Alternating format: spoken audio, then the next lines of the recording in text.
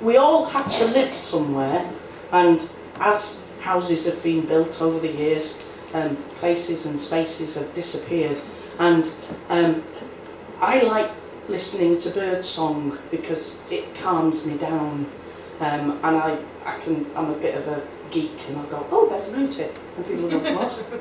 There's a blue tip, but now it's a robin. Anyway, so I sit and I listen to birdsong, and I've got Australian birdsong that I play in my office at work, and people think I'm mad, and it's true.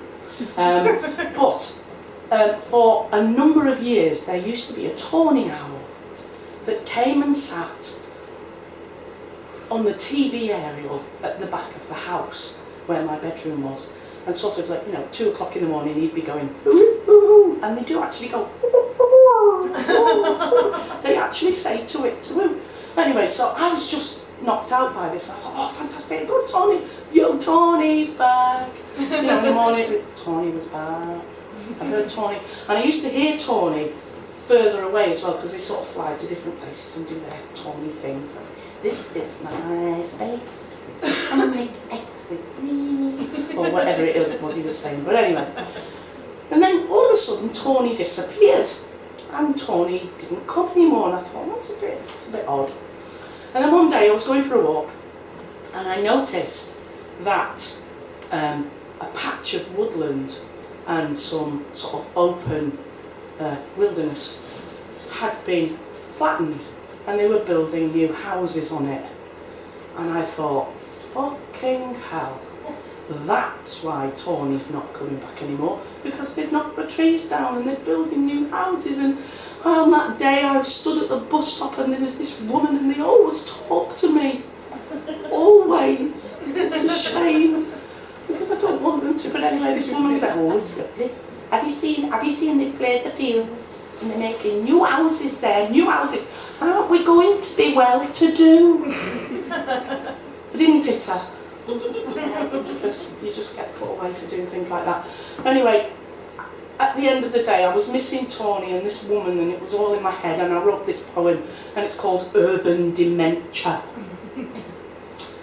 A new luxury home in Queen Mother Mansion's Camilla Drive, Prince Charles Crescent, or Her Majesty's Mews. I refuse to condone the disinfected facade of a 3-car garage and a mortgaged marriage. I won't accept this ransack, this open cast attack. Bring back the poppy field, the moat swing, the valley of adventure. This urban dementia must stop. I don't want to be squeezed into a sausage skin life as a perfect wife and member of the WI. Don't want this double glazed maze of reclaimed Cheshire brick and rubble, untroubled by its corrupt colour scheme and fitted kitchen mentality. You can take your big hair attitudes and Middle England platitudes and shove them one by one up the estate agent's arse. It's an unmitigated farce to accept plastic Barratt building as a symbol of a town's prosperity. I won't accept this ransack, this open cast attack. Bring back the mucky mountains, sticky bob fights, cullies after school. This cruel infestation must stop, because it means no more diving in at the old top locks, drying out me muddy socks. Screams of "Head 'em off at the pass" on the fastest horse mustered from nothing more than a meadow. Bits of twisted string and a 10-year-old's uncut crystal imagination. This nation of renewal is rubbing out the punctuation marks of our lives.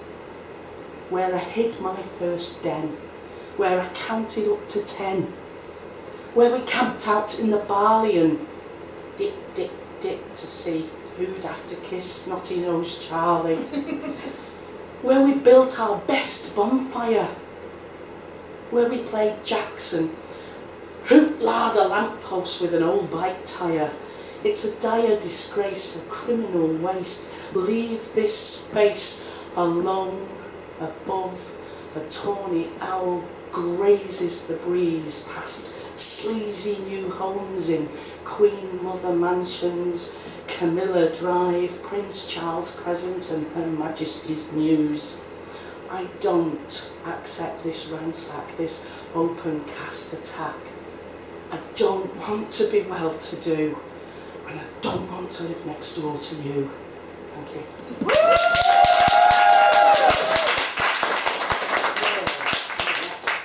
I'm a gardener. I have been a gardener since I was 13, when I dug up the back garden after my father died. I didn't like him, he didn't like us. He had a garden. I said to him, can I do some gardening? She said, yes, love. So I got it all off my chest and I dug the whole fucking thing up and I planted potatoes and carrots and other green things. And I have been gardening since then, which, what, age of 13, that's a long time ago. Because I'm very crinkly and old. Hence why, you know, I was playing out in the 3-day week in the 70s. There are some people in here that I can tell were around in the 70s, and there's a lot of you that weren't even born then. Scary. Okay, I'm a gardener. This is called the Gardener's Prayer. Our garden, which art in Devon, gravel-led be thy path. Thy decking done, thy lighting shone on the earth and up the tree to heaven. Give us this day our dahlia bed, and forgive us our trellises, as we forgive those who trellis against us. And lead us not into the greenhouse, but deliver us from weevils. For thine is the hoer, the mower, and the glory, whatever the weather. Amen.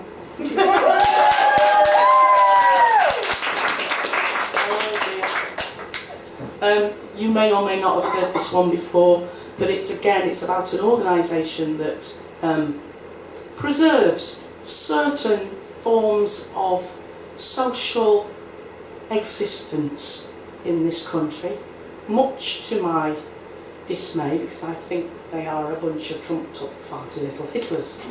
And I'm sorry if you're a member of the National Trust. If you are, just put your fingers in your ears for the next few minutes, because when I was an undergraduate, I did a dissertation about how the past is consumed and how it's made and what people do with the past and whose past is it and shit like that. And in the dissertation I had to be very objective and understand, you know, how history is made and all that sort of grand stuff. But after I'd done that, I thought, fuck it, I'm going to write a poem that has shit in it that I couldn't put in the dissertation.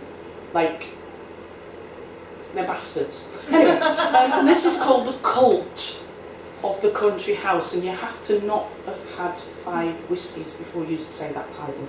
The Cult of the Country House. Don't trust the National Trust. They're the biggest landowners in the UK. They've got more clout than the royals, what they say.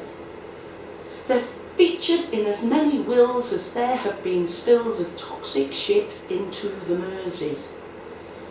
Self-elected, they decide what's protective and waste government gold on dismal old symbols of exploitation. Guilt for guilt's sake. Lord Snot's mansion and country estate is bailed out with millions that could otherwise equate to homes for the homeless, help for the helpless, a creche for that fresh-faced mother who slaves for the national wage, which won't buy her membership. Don't trust the national dust. They gloat over glory and pride. They take us all for a sanitised nostalgia ride, back to when a family's toil is soaked through the soil to put fruit on privileged tables. Back to when kids mucked out the crap from damp, fetid stables and paid with their health for the gentry's wealth and esteem.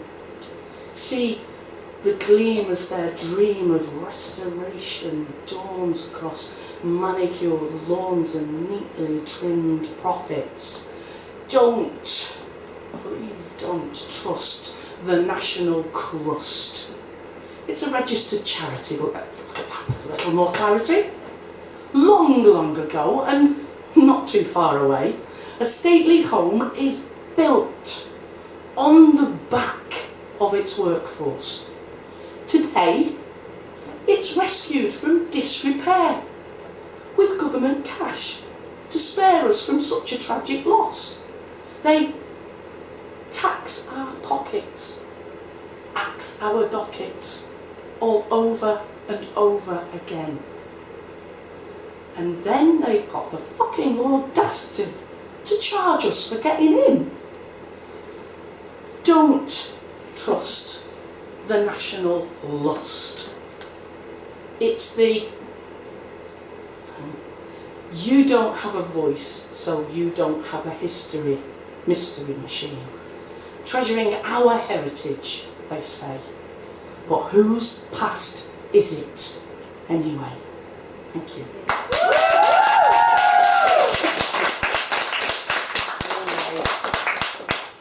Now then, I was chatting earlier on to Anna, and she said that the 1970s was a wilderness. Oh yeah, there was a poem, the 1970s as wilderness. Yeah, it was.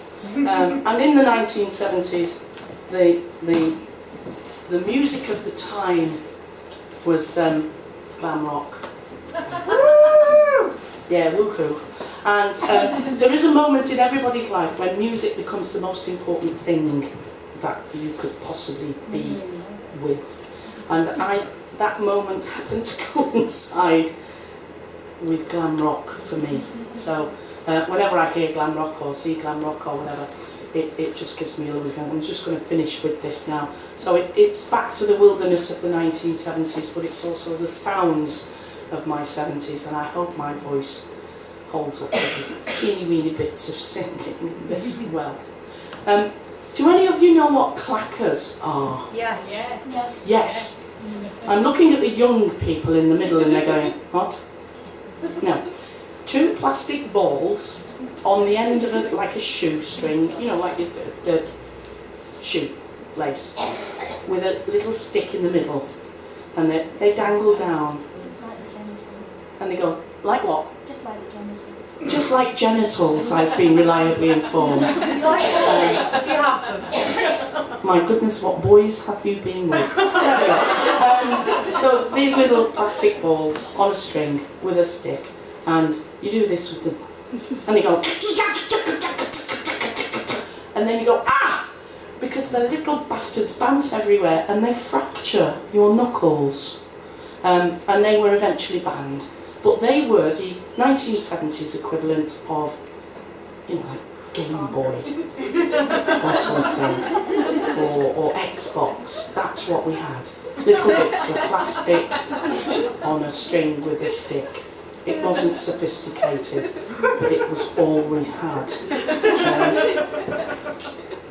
So there is a mention of knuckle basher clacking in this thing. So anyway, the sounds of my 70s. Glam rock, click, clock, platform stacking, knuckle basher clacking, Boland's back in at number 1 again. Dinner time, and we worship at the altar of Eddie Farrington's stereogram and the liturgy of a Johnny Walker Top 10 countdown on Tuesdays. And we are always late back for double maths and Mr. Roberts' logarithmic lectures. Glam, the dazzle to light a power cut night. The stomp, bang, bash, the 48 crash of wood-soled feet in Percy Street subway echoes of Slade school days. I won't laugh at you when you boo-hoo-hoo, 'cause I love you. Oh. A lad in sanity in lycra, dancing on 4 mica top tables in the place where volume and aurora collide. Glam. The baseball bat that spat the bush shelter window through the glue. Sniffed down deep in leafy public parks after dark when playtime was over. Glam was our sequined 4-leaf clover. Makeup on men, and then came Ziggy Stardust. Woo! And Roxy.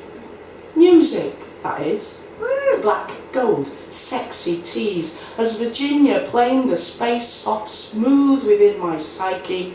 Love was the drug I dug. It's not good English, but I don't care. Maggie, I wish I'd never seen your face. Croziered ponchos, suede tassel waistcoats, and hassle if you didn't know the lyrics to the song. Bright red, nipple high waistband, 24-inch flares that I wear as they stare in disbelief. Glam, spitting at the pretty Bay City roller fans. The tartan-clad tarts whose hearts are drier than last night's cider bottle. And the man at the back said, everyone attacking to turn into a ballroom blitz. And the girl in the corner said, boy, I want you to turn into a ballroom blitz. Glam! Everything! Glam tall, glam all right now. And it's all we have. It's all we want. It's all we need to be free of parental approval. Will you turn that fucking racket down? Tinsel, tight, Saturday night, nappy dance. An under 16 stiff wet dream in ice cream, soda and gin. Ears buzzing as we walk it home and talk behind everyone's back. Glam punctures my virginity and I toss my head back and roar as Bowie scores my imagination with creation after creation, and a cracked actor's cries, his hollow black eyes pierced dark, strike the spark and light the powder keg of punk. You got your mother in a whirl 'cause she's not sure if you're a boy or a girl. And come to think of it, neither did I. Because of glam rock, click, clock, platform stacking, knuckle basher clacking, Bolan's back in at #1 again. I said, Bolan, he's back in at #1 again. Thank you.